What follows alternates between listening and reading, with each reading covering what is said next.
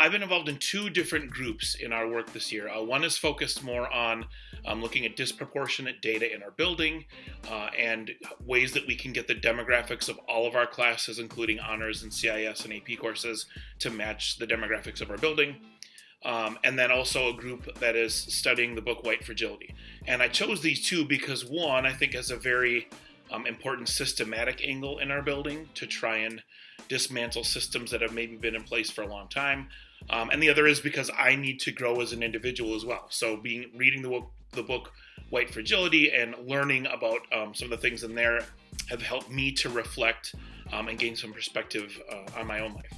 My anti-racism group kind of dove into white privilege and kind of dissected how it looked in our lives and how I got to where I'm at today. And then I've done a lot of learning in the last couple of years, just learning about different cultures, and that's one thing I really love about teaching, is just being able to learn from a lot of my students from firsthand experiences, what their culture's like, how it's different from ours, and how they have kind of used those experiences to mold who they became as people, which I think is a really cool opportunity as teachers and students being able to share that time together. I've been currently leading a small group of people as we've been reading the book and going through the book. Why Are All the Black Kids Sitting Together in the Cafeteria by Beverly Daniel Tatum, PhD. This is a book that I first read when I first started teaching. I've been teaching now for 22 years, and it had just come out. It was reading this now with the team has been a good refresher for me to not only look at my personal teaching practices and seeing where I've stayed the same, where I've improved, but also to look around the school community and where have things gotten better in the last 20 years. This year I've been part of the Recovery from White Supremacy anti-racism group.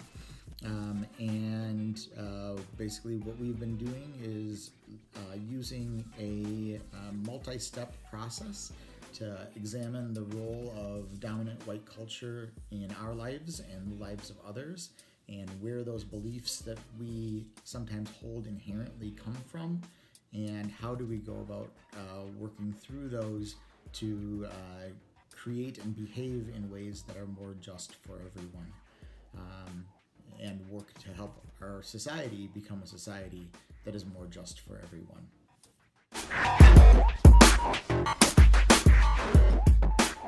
I started my journey of becoming an anti-racist, a conscious one, last year after going to a conference for the book White Fragility. It was in that moment that I realized that I needed to be conscious about this. So I have written on my mirror in my bathroom this question: what can I do today to be more anti-racist and to create, to fight systematic racism in our country? And it's been a thought of mine. From there, I've read the book How to Be an Anti-Racist. It was very provocative and enlightening. I have also worked with my anti-racism group here at school, where we are watching Conversations with a Black Man, and I continue to listen to podcasts. Code Switch is one of my favorite ones. So really, I have made it a conscious part of my life to grow in this so that I can be a part of a culture that I'm proud of, that honors and respects people of all heritage and backgrounds. One of the goals I have is just to keep educating myself and keep reflecting and continue to kind of grow and learn and pick up new points of view and try and understand other people's perspectives, as well as just keep an open mind and continue to try and learn about my students and the cultures that are present in our building. And for me, my personal goal is to always get better at languages. I think learning languages allows people to kind of look at a culture. It opens a window to see inside. And currently I'm crushing Duolingo. I have like a 70+ day streak. Little pat on the back there. I'm currently working on Spanish, as well as Arabic, Japanese, French, and Portuguese. My students of many cultures is to talk more about the diversity that exists within my own family. My family is from the old Czechoslovakia, so it doesn't even exist anymore. They were from the eastern side, so which is now the Republic of Slovakia. We have family members from the Philippines. We have heritage in the Seneca Nation in up upstate New York. And I've shared this background with my students. Both of our children, my husband's and my children, are fluent in Spanish.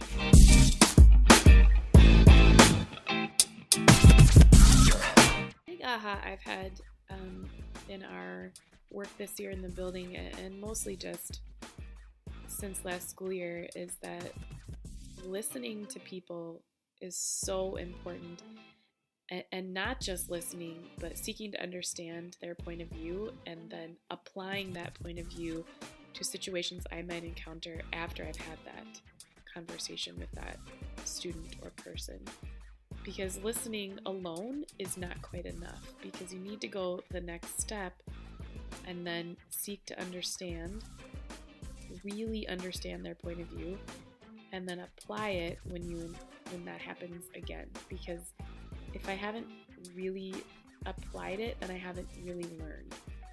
And I think that it's important to not just stop at the listening, but the application of how we use that information and that point of view is what's really going to make the change. Been some big takeaways and aha moments, and although it's not really eye-opening, it's pretty clear that as educators we're getting better at meeting the needs of all of our students, while at the same time there's still some big institutional problems that we've been ignoring and sometimes encouraging for too long. And so without having those difficult conversations, we are not going to make the necessary changes. So we have to do that, and we have to involve the community. What do they want us to do? Some of the big takeaways for me, I think, have just been how important it is to continue to learn. Learn from other people, learn about other people's perspectives, look and reflect on things that I need to do differently or think about or keep in mind. As a result, I've read some books. We've talked about our identities. We've talked about ways that we can be empowered to support our unique diversity and really embrace it. I created in the safe space for everyone to create a web, which were words defining each other, and I asked them to combine that into one sentence to be part of a classroom poem of diversity, and they are now hanging up in my classroom, and they are empowering to read.